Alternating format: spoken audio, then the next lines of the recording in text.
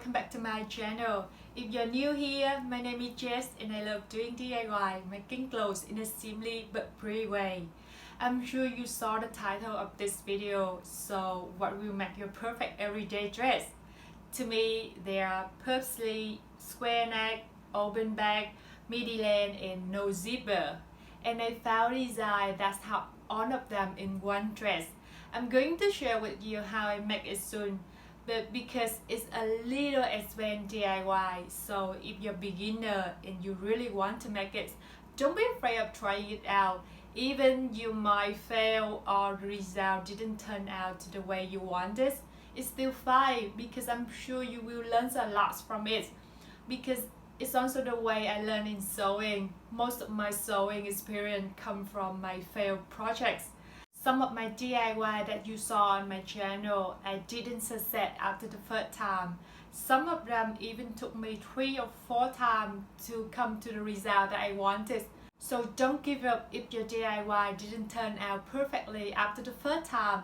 It will after the second or the third time. But the feeling when your DIY come out just the way you wanted, it's just so great. It feels like you achieved something that you didn't think you can do it, but you did. So let's start making this DIY. I used 2.5 meters of cotton fabric for this DIY. The first step is making the pattern for the top of the dress. To make the front pattern, I cut a rectangle with 38 cm length, which is the length from the shoulder to under the breast, above the belly button, and 43 cm width, which is a half of the bust side plus 2 cm for seam allowance. I draw a straight line in the middle to divide the rectangle into 2 smaller ones.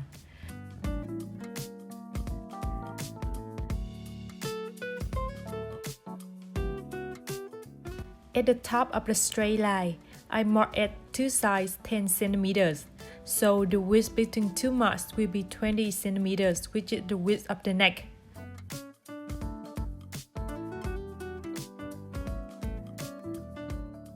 From this mark, I draw down a straight line with 18 cm each side.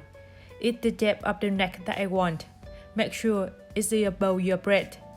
Then drawing a horizontal line to connect 2 straight lines together and create a square neck look.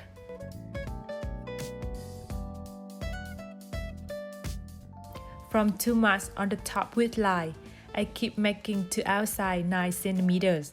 So the width between 2 new marks will be 38 cm, which is the width between 2 shoulders plus 2 cm for seam allowance.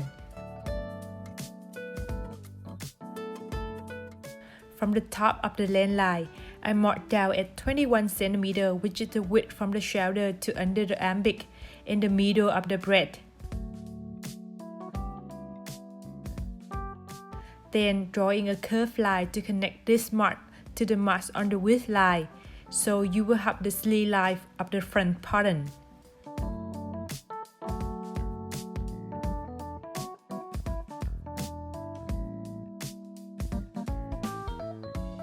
From the top of the sleeve line, I mark down at 2 cm, then connect it to the marks on the width line to create the new shoulder line. And we will have the front pattern after cutting. To make the back pattern, I use the front pattern to copy the sleeve line and the neckline.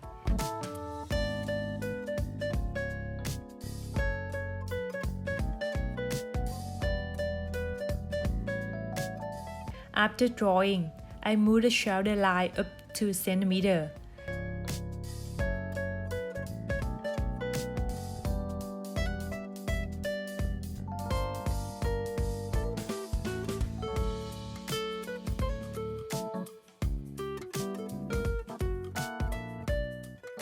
Then I connect the front and the back pattern at the shoulder line to draw a straight line up the neck from the front to the back.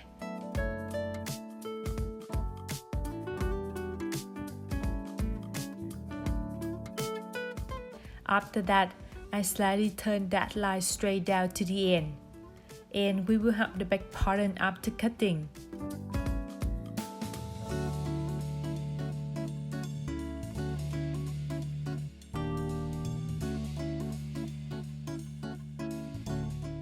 To make the sleeve pattern, I draw a horizontal line with 42 cm width, which is 2 times the width from the shoulder to under the armpit. Then I use the front pattern to copy a part of the sleeve line to two ends of the horizontal line. I draw a straight line at the middle of the horizontal line first. Then from the middle point of the horizontal line, I mark up 22 cm. After that, I draw a curved line from two sleeve lines to this mark to finish the sleeve line of the pattern. From the horizontal line, I draw another one 16 cm under it, so the width between this line and the mark at the top of the sleeve will be 38 cm, which is the length of the sleeve that I want. Then draw a straight line from two ends of the first horizontal line to the second one to connect them together. And we will have the sleeve pattern after cutting. To make the pocket pattern, I cut a rectangle with 20 cm length and 30 cm width. On one width line, I mark at the middle first. Then from this mark, I draw a curved line to connect to one end at the same side on the other width line. And we will have the pocket pattern after cutting. Apply the patterns to the fabric and cut along. At the end of the front part, I mark at the middle first. Then I keep marking in the middle of each part after that. From this mark, I draw a straight line up with 12 cm length. Then from the top of this line, I draw another line to two sides of it with 2 cm width. It will create two triangles with 2 cm length each one.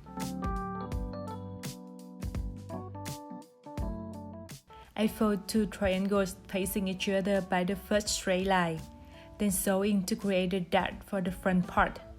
By doing this way, the width at the end of the front part will be 35 cm, which is a half of the under bust side plus 2 cm for seam allowance. Doing the same for the other piece of the front part. After that, I connect the front and the back together at the shoulder.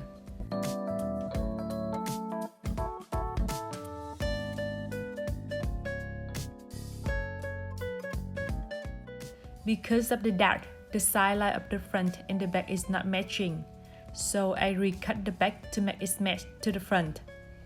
Now I'm connecting two pieces of the main bodice together at the neck by the bing foot.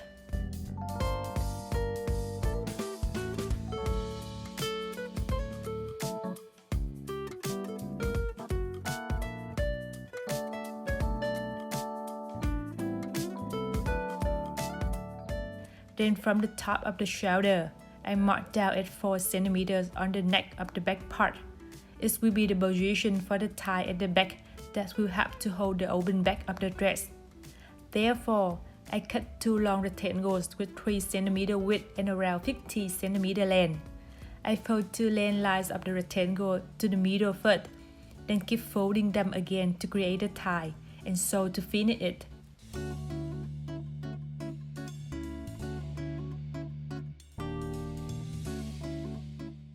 After that, I fix the tie to the position I marked before. As I don't want to use the zipper for this dress, I will add the shirring part at the back of the dress to help me wear the dress on. I cut a rectangle with 20 cm length, which is 2 times the length of the shirring part that I want, and 47 cm width, which is 3 times the width between two back parts plus 2 cm for seam allowance. Make sure the total width of the end of the top part has to be bigger than the bust side to be able to wear the dress on. I fold the rectangle in half on the length line first. Then I draw the horizontal lines a half centimeter and 1 cm away from each other. Because I will use a small elastic band to create the shirring, but you can use the elastic thread to make it as well. After sewing, I cut a 15 cm length of the elastic band, which is the width between two back parts, then put them through the fabric holes I created before that.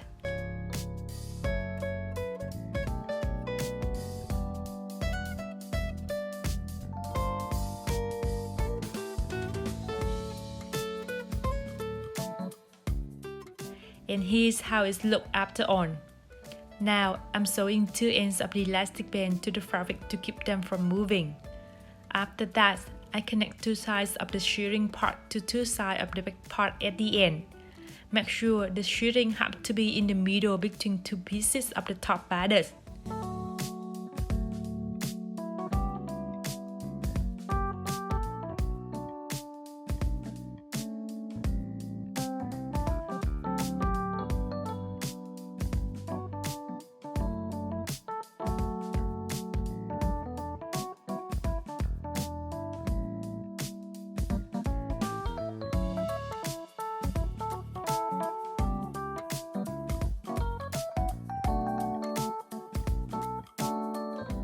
After the first seam, I make a small cut at a square neck foot.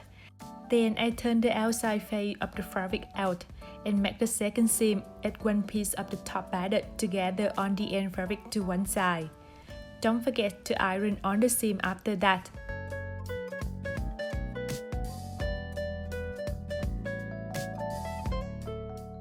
And here's the top bodice of the dress. I overlock the ending lines and the sleeve lines to connect two pieces of the top bodice together. Moving to the sleeve, I connect two underarm lines together first.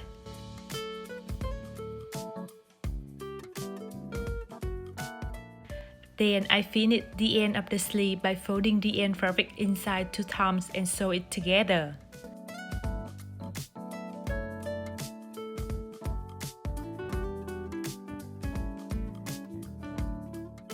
To make the puffy at the end of the sleeve, I cut a rectangle with 4 cm width and 42 cm length, which is the same with the width of the sleeve.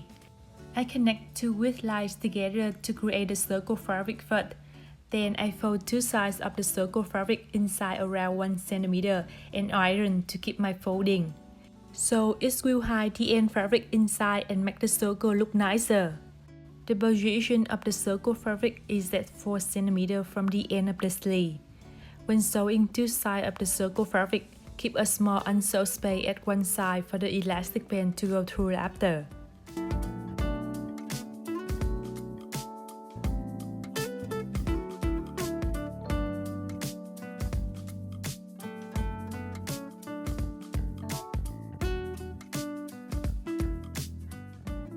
I use 1 cm width of the elastic band and 22 cm length, which is the width of my arm.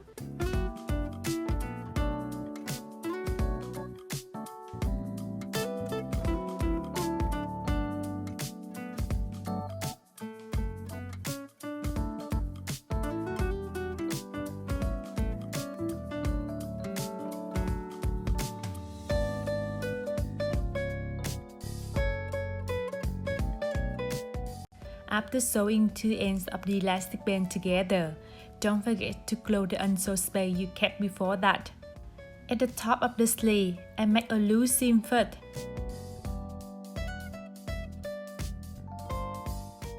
Then I create the gathering fabric there later. Make sure the gathering fabric should be around the top of the sleeve and the final width has to be the same with the sleeve line on the top bodice, so you can connect them together later.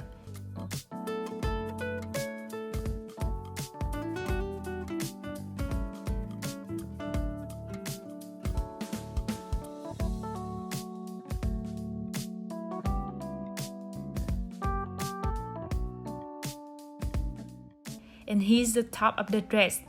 Moving to the bottom of the dress, I cut two rectangles with 67 cm width, which is the same with the width of the back at the top dress, and 80 cm length, which is the length from the underbutt to over my knee.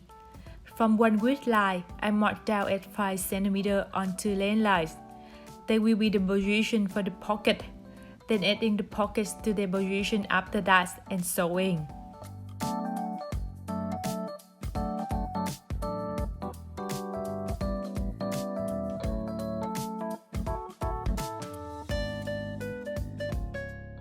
Connect two pieces of the bottom dress together at two sides, then sewing.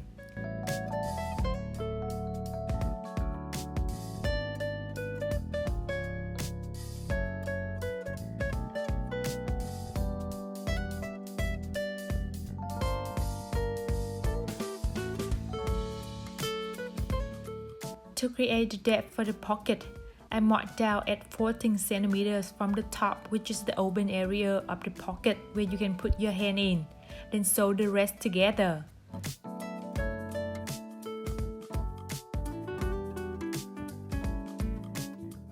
To finish the end of the bottom dress, I fold the end fabric inside 2 times and sew it together.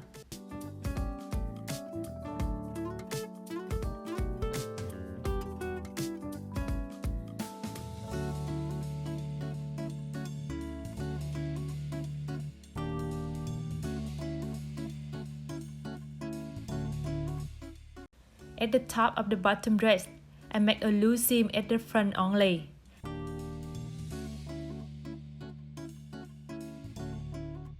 Then I create the gathering fabric there later.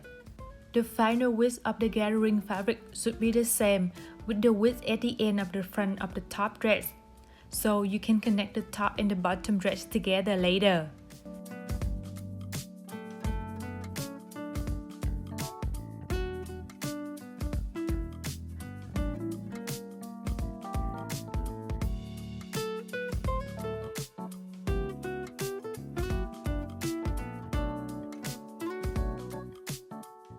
And I finished this DIY. Here's my final result.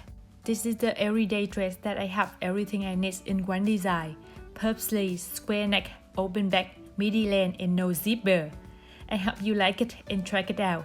See you next week!